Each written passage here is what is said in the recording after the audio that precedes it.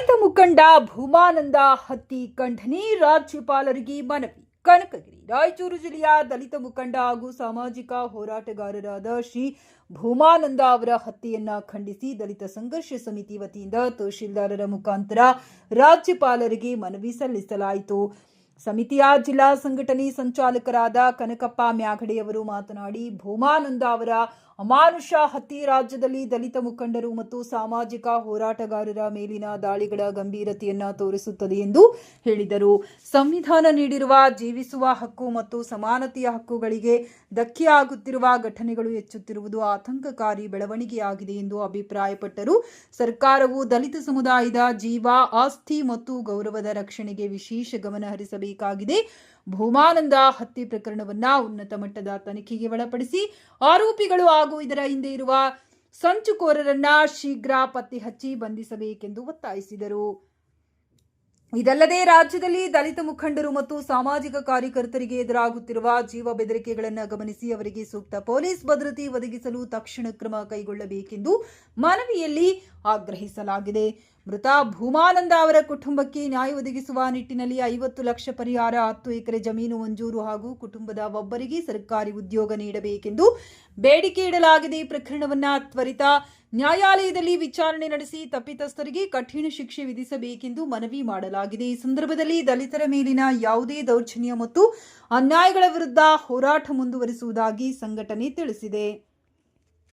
ಮುಖಂಡ ಭೂಮಾನಂದರವರ ಹತ್ಯೆಯಾಗಿದೆ. ಹತ್ಯೆಯನ್ನು ಖಂಡಿಸಿ ಇವತ್ತು ಅನೇಕ ಸಂಘಟನೆಗಳು, ಮಾದಿಗ ಮಹಾಸಭಾ ಸಂಘಟನೆ ನೇತೃತ್ವದಲ್ಲಿ ಹಾಗೂ ಎಲ್ಲ ದಲಿತ ಪರ ಸಂಘಟನೆಗಳ ನೇತೃತ್ವದಲ್ಲಿ ದಲಿತ ಸಂಘರ್ಷ ಸಮಿತಿ ಚಂದ್ರಕಾಂತ್ ಹಾಗೂ ಅನೇಕ ದಲಿತ ಸಂಘಟನೆಗಳ ನೇತೃತ್ವದಲ್ಲಿ ಇವತ್ತು ಹೋರಾಟವನ್ನು ಹಮ್ಮಿಕೊಳ್ಳಲಾಗಿದೆ. ಇಲ್ಲಿ ರಾಜ್ಯದಲ್ಲಿ ದಲಿತರ ಮೇಲೆ ಪ್ರತಿನಿತ್ಯಗಳು ಹಲ್ಲೆಗಳಾಗ್ತಿದ್ದಾವೆ, ಜಾತಿ ದೌರ್ಜನ್ಯಗಳ ದಲಿತರಿಗೆ ಸ್ಥಿತಿ ನಿರ್ಮಾಣವಾಗಿದೆ.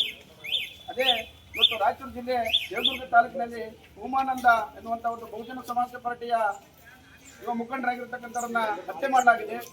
ಹತ್ಯೆ ಮಾಡಿದಂಥ ಆರೋಪಿಗಳನ್ನ ಪತ್ತೆ ಹಚ್ಚಿ ಅವರನ್ನ ಕೂಡಲೇ ಇವತ್ತು ನ್ಯಾಯ ಬಂಧನಗಳಿಗೆ ಒಳಪಡಿಸಿ ತನಿಖೆಯನ್ನ ಮಾಡಿ ಅವರಿಗೆ ನ್ಯಾಯವನ್ನು ದೊರಕಿಸಿಕೊಡುವಂತ ಕೆಲಸ ಆಗಬೇಕೆಂದು ಹೇಳಿ ಈ ಮೂಲಕ ನಾವು ಒತ್ತಾಯಿಸಲಿಕ್ಕೆ ಬಂದಿದ್ವಿ.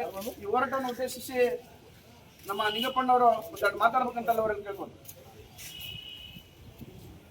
ಪ್ರಾಸ್ತಾವಿಕವಾಗಿ ಸಭೆಯನ್ನು ಉದ್ದೇಶಿಸಿ ಮಾತಾಡಿರ್ತಕ್ಕಂಥ ನೀಲಕಂಠ ದಲಿತ ಮುಖಂಡರಿಗೆ ಧನ್ಯವಾದಗಳು. ಅದೇ ರೀತಿಯಾಗಿ ಕರ್ನಾಟಕ ರಾಜ್ಯದಲ್ಲಿ ಪ್ರತಿನಿತ್ಯವೂ ಕೂಡ ದಲಿತರ ಮೇಲೆ ದೌರ್ಜನ್ಯವನ್ನು ಜಾಸ್ತಿ ಆಗ್ತಾ ಇದ್ದಾವೆ. ಮೊನ್ನೆ ನಡೆದಂಥ ಭೂಮಾನಂದ ಕೊಲೆ ಪ್ರಕರಣ ಅತಿ ಬೆಚ್ಚಿ ಬೀಳಿಸ್ತಕ್ಕಂಥ ಪ್ರಕರಣಗಳು.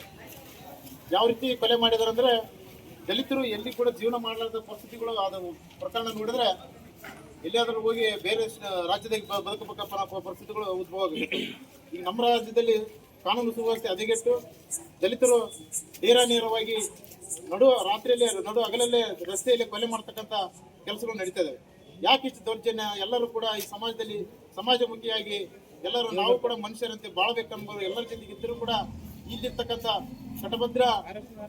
ಪಟಭದ್ರ ಶಕ್ತಿಗಳು ಹಾಗೂ ಕೆಲವೊಬ್ಬ ದಲಿತರ ಮೇಲೆ ದೌರ್ಜನ್ಯ ಮಾಡ್ತಕ್ಕಂಥ ವ್ಯಕ್ತಿಗಳು ಏಕಾಏಕಿಯಾಗಿ ದಾಳಿ ಮಾಡಿ ಮನೆಗಳಿಗೆ ದಾಳಿ ಮಾಡೋದು, ಊರಿಂದ ಹೊರಗಿಡೋದು, ಕೊಲೆ ಮಾಡ್ತಕ್ಕಂಥ ಪ್ರಕರಣಗಳು ಕರ್ನಾಟಕ ರಾಜ್ಯದಲ್ಲಿ ಹೆಚ್ಚಾಗ್ತಿದ್ದಾವೆ. ದಲಿತರ ಮೇಲೆ ಅನೇಕ ದೌರ್ಜನ್ಯಗಳು ನಡೀತಾ ಬಂದರೂ ಕೂಡ ಸರ್ಕಾರಗಳು ಯಾವುದೇ ರೀತಿಯಿಂದ ಕ್ರಮ ಕೈಗೊಂಡಿಲ್ಲ. ಹಾಗೂ ಪ್ರತಿಯೊಬ್ಬರು ಕೂಡ ನ್ಯಾಯ ಕೇಳಕ್ಕೆ ಹೋದರ ಮೇಲೆ ಕೂಡ ಅಲ್ಲೇ ಆಗ್ತಕ್ಕಂಥ ಪ್ರಕರಣಗಳು ಜಾಸ್ತಿ ಇದಾವೆ. ಅದು ಹೆಚ್ಚಾಗಿ ರಾಯಚೂರು, ಕೊಪ್ಪಳ ಜಿಲ್ಲೆಯಲ್ಲಿ ಹಾಗೂ ಬಳ್ಳಾರಿ ಜಿಲ್ಲೆಯಲ್ಲಿ ಅತಿ ಹೆಚ್ಚು ಪ್ರಕರಣಗಳು ನಡೀತಕ್ಕಂಥವು ನಮ್ಮ ಕಣ್ಣಿಗೆ ಕಾಣ್ತಾ ಇದ್ದಾವೆ.